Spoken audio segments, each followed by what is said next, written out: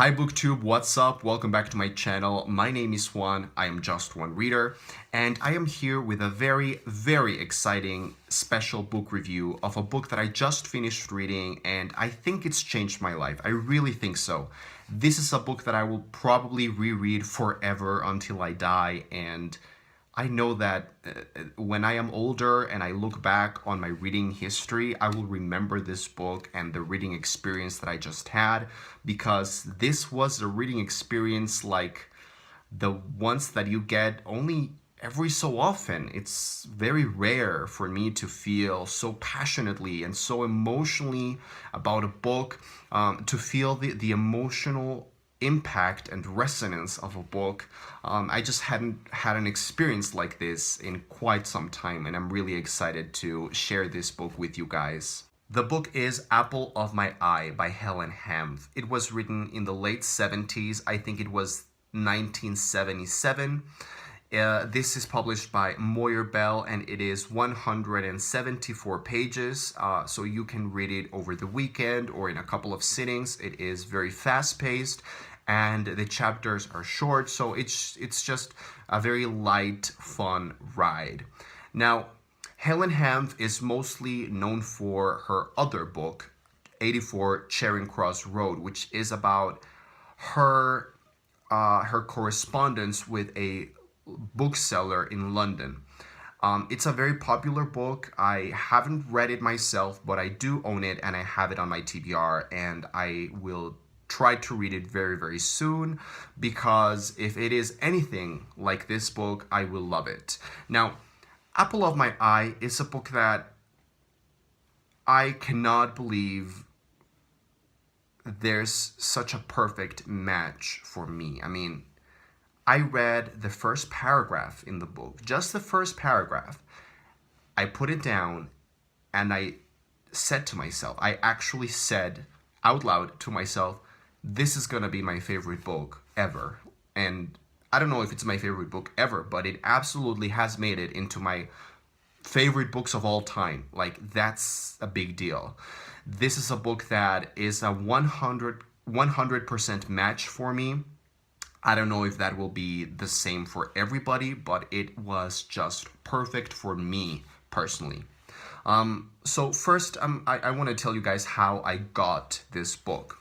I actually got her book, 84 Charing Cross Road, like a couple of months ago, and I made a book haul and I talked about that book, and then one of you guys, one of my viewers, posted a comment in that book haul telling me, if you like New York, you have to read Apple of My Eye by Helen Hanff. And I looked it up, and there were some copies available on Amazon, but the problem was they were really expensive, because this book is not very easy to get. It's kind of rare. It's not a book that you will find in every bookstore. It's not a very commonplace book. So there were some copies available, but they were expensive. And you know, because I trust my viewers and their recommendations and everything, and this was a book about New York City, which is my favorite place on earth. It's a city that I really know very well because I have visited many times, and I also lived there for 4 or 5 months, so I really know it, and I absolutely love it, and I have a fascination for New York City. So I decided to purchase the book and forget about the money and sort of invest in my reading, I guess. And I'm so glad that I did. I ended up paying like $100, maybe a little bit more. I don't know the equivalent exactly, but yeah, it was like $100. And this is a very small paperback, so it's kind of a high price, but it's totally worth whatever price you end up paying for it. So I got this book from an independent bookstore in New Jersey called Rare Books, I think, and they sent it over to me in a very beautiful package with purple paper and with a ribbon and a special bookmark and everything. So I just loved the experience of getting the book, because you could really tell that the booksellers had a lot of love for what they were doing, and like they put a lot of care and effort into their job. So I always appreciate that. Now, the premise of this book. What is this book actually about? So Helen Hanff was living in New York, and she was hired to write a book about New York for tourists. And being a New Yorker herself, she realized that there's this weird phenomenon that happens when you live in a very big, crowded metropolis like New York City, where you just realize that you don't really know a lot about the city, and you don't know all the touristy, attraction-y things to do and to see in the city. And I totally identify with that same thing, because I live in Mexico City, which is another big, huge, sprawling metropolis. It's very touristy. It's very, very attractive for tourists because there's a lot in this city. It's a big tourist destination.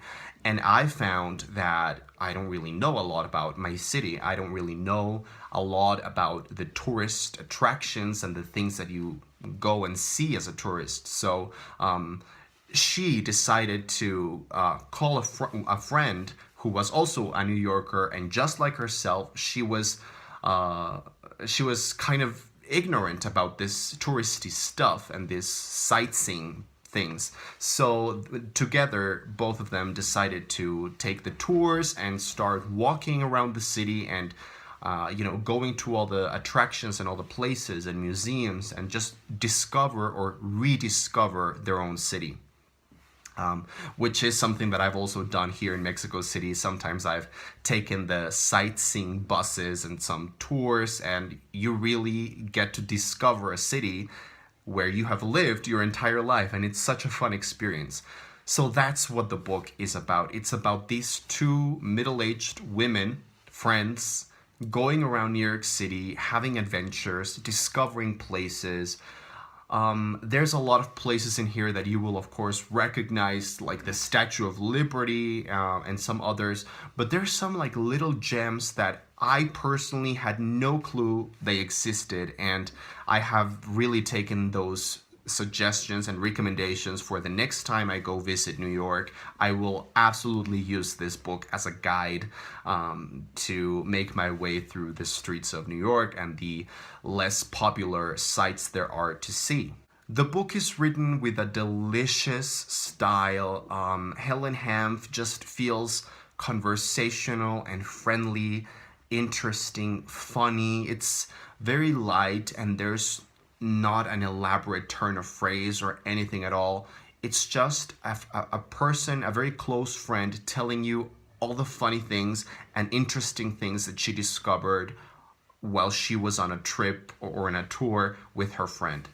That's basically what the book is about. If you don't like the sound of that premise, don't pick it up. But if you are somewhat mildly interested, go ahead and pick it up, because I think this book is just remarkably funny and light and interesting. And to me personally, it just got me, it just really resonated with me. And because it takes place in the late 70s, it's a different New York to the New York that you could see today. So it also feels like a little bit like fiction, I guess. And that's why I really loved this type of nonfiction in particular, because it's not current, it's not very modern. For example, there's a big chunk of this book about the Twin Towers and the World Trade Center.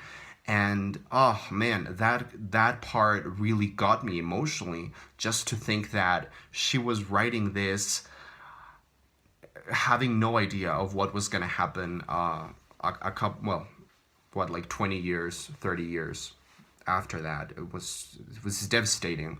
But that's the kind of New York that you see in here. It's very much like dipping into the New York of Woody Allen, and it really feels like that intellectual, artistic Woody Allen Manhattan. And that's my favorite thing in the world. My favorite movie is Manhattan by Woody Allen, so it feels like visiting those characters in those places. So like I said, this book was just 100% right for me. It is one of my favorite books of all time. It's a book that has really changed my way of looking at nonfiction, and I really want to read more of this type of nonfiction about places that I love and that I can rediscover too with the author.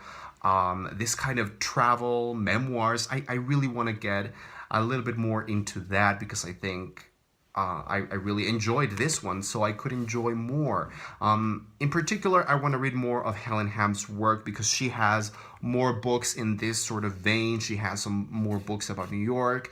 Of course, I'm going to read 84 Charing Cross Road next, and I'm going to try and get a hold of all of her books. They are, like I said, expensive and difficult to get, but you can get them even if you pay quite a bit. Now, before I end the review, I actually want to read you guys from the book. I want to read you 2 paragraphs from the World Trade Center chapter because I think this paragraphs really summarize the feel of the book, the kind of conversational style with a lot of interesting facts, the friendly style that she uses, and also just how beautiful she paints this wonderful city that she knows and loves.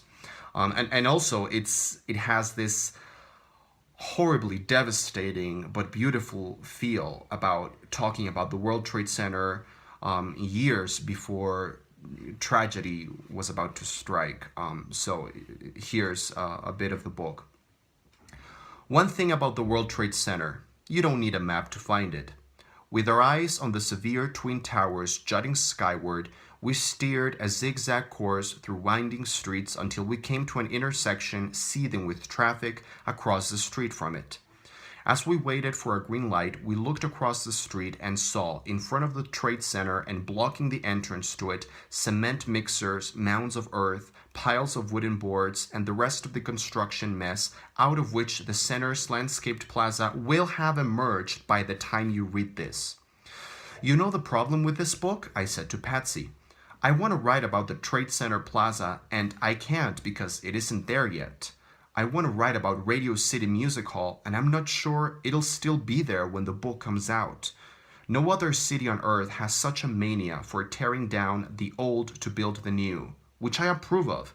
My theory is that since New Yorkers mostly come here from somewhere else, they have no interest in the city's past. They come here with big plans for the future. And on a narrow strip of island, you can't build the future without tearing down the past first. There isn't room for both, but it's a headache when you're writing a book about it. So that's Apple of My Eye by Helen Ham, 5 out of 5 stars, a perfect book for me. Thank you very much for watching. I am Just One Reader, and I will see you next time.